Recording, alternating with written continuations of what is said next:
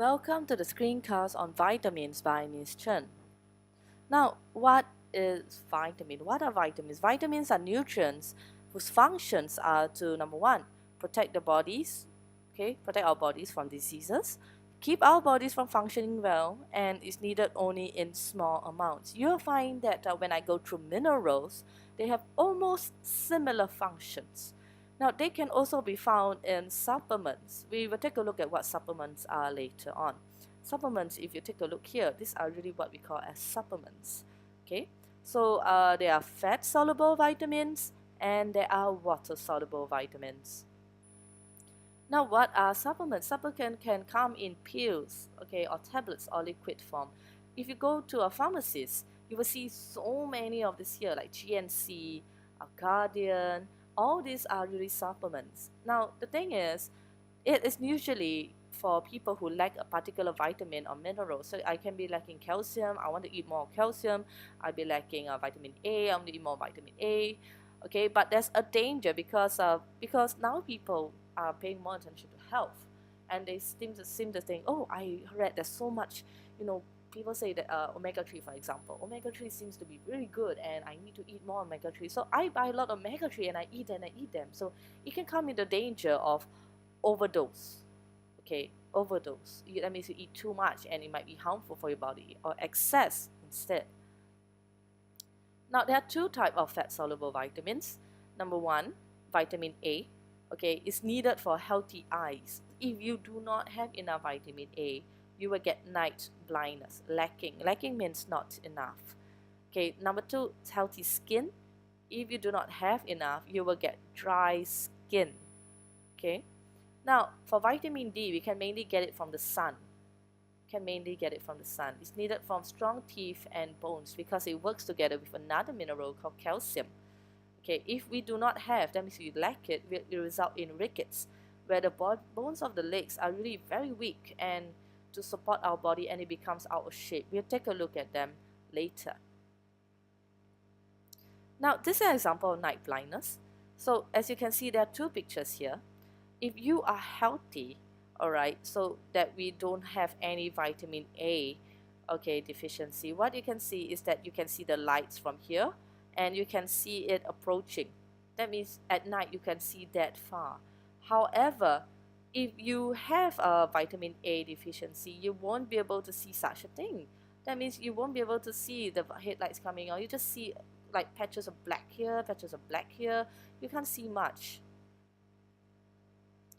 Rickets, if you take a look here, this is usually what happens to vitamin D deficiency. So some of you may be asking, children again? Yes, children are usually the ones who suffered the most. So as you can see, look at their legs. It's very odd, out of shape, because their bones are becoming very weak, to support the body. These are really rickets. That's what happens when you lack of vitamin D. Now, let's talk about water-soluble vitamin. Water-soluble vitamins means the vitamins are very soluble in water. This is a very big issue when it comes to things like boiling, because once you start to boil food, such as meat, chicken, everything, the vitamin B from these food will just go into the water. That's what you mean by water soluble. Whereas for fat soluble means it's soluble in fat, and we don't really cook in fat unless you're cooking about deep fry and everything. But then again, vitamin A and D are not that sensitive. But anyway, vitamin B1. So there are three types. You're going to learn about three types here. B1 is a release growth energy from food and normal growth. If you lack B1, you will suffer from beriberi. I don't really need you all to learn what are the different type of vitamin B1, B2, B3. I just need you to know they are called vitamin B. Now, if you look at the second one, the function for vitamin B2 is the same as the first one, except it's just for release for energy from food. Same likewise for B3. And if you lack all this, you can get dermatitis for B2 and pellagra from B3. Now, here are some sources of food. You can pause the video to take a closer look. Now, what happens if you do not have enough of B1, beriberi? What happens is that it can result in death. Okay, like this person who's suffering from B1 beriberi, you have can get a bit swelling. This guy, his swelling has gone down, but what happened is he can't walk properly anymore. Okay, so this is one area. B2 dermatitis, very bad rash, like this person here, very bad rash all over the body. It can happen on the hands, it can happen on the feet. Okay, that is for, it can even happen on the face. That's for dermatitis B2 if you're lacking. B3 pellagra, same thing. Okay, so this person is suffering from pellagra, where is now this is like a scaly type of skin. In fact, it happens on the hands, and this guy is quite bad, severe. So it happens here on the neck, on the hands, the armpits. It's really bad. Now let's look at the second type of water-soluble vitamin, which is vitamin C. Vitamin C helps wounds to heal. So in other words, if you do not have enough vitamin C, especially when you are injured or all this, you'll find that your wound will take a very long time to heal. So if it takes a long time to heal, chances are is that the amount bacteria can actually infect your wound while you are waiting to recover, and that can result in even worse infection that might end up in ICU or even death. So it also helps to absorb iron, a mineral. You will learn about iron in the mineral section. And if we lack, we will have scurvy, where it affects our teeth very badly. You can pause the video to take a look at where can you get vitamin C from. So mainly we get it from oranges, broccoli, kiwi fruits. All these are very good sources of vitamin C. So this is scurvy. Scurvy, what happens in scurvy is that your gum is become very bad and your teeth are like practically rotting. What happens in the 1700s, there's a lot of sailors. The issue is people don't like to be sailors. So because they know that if they sail out to sea, they might die from scurvy. Yes, because they do not have refrigeration, there's no refrigerator, they can't take fresh foods or anything. So what happened is that a lot of them died from scurvy, lack of vitamin C. Now in the food groups, they belong to the fruits and vegetables section.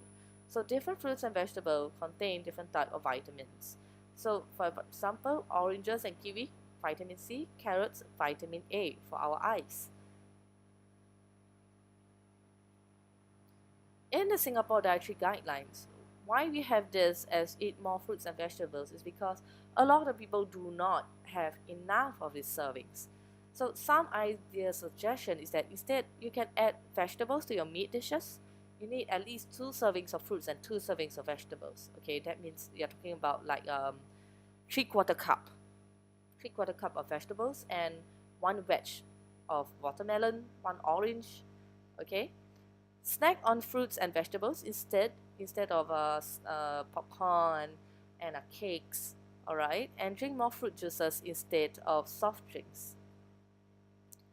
Now, come to effect of heat. So when we cook, we have fire, and fire produces heat, right? So when we cook, we have to be really careful of certain things, like vitamin B and C are very sensitive vitamins, okay?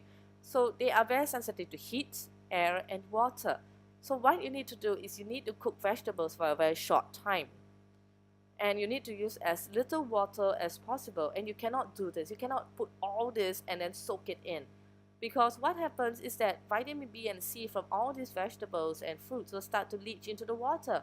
So where will the vitamins go? Into the water. Are you going to drink the water? No. Okay. So serve and eat vegetables quickly, as vitamin C will be lost to air. Now, talking about boiling, if you're going to boil soup and you're going to boil a lot of vegetables, drink the soup, because all your vitamin B and C will go into the soup. So drink as much soup as possible. They are probably the healthiest part of that dish. Now, ways to reduce loss during preparation. Number 1, do not remove the skin of the food, because the skin, especially for fruits and vegetables, are found there. The vitamins and minerals all are found on the skin. Okay? Now, do not soak in water, as I said. Rinse water, rinse it quickly, rinse it very quickly. Cut and chop vitamins and cook immediately, because vitamin C will be destroyed the moment it's exposed to air for a long time. So, we'll come to the review. Pause the questions here, Alright, the answers are definitely inside the slides or at least in your textbook. Alright, until I see you next time, this is Miss Chen.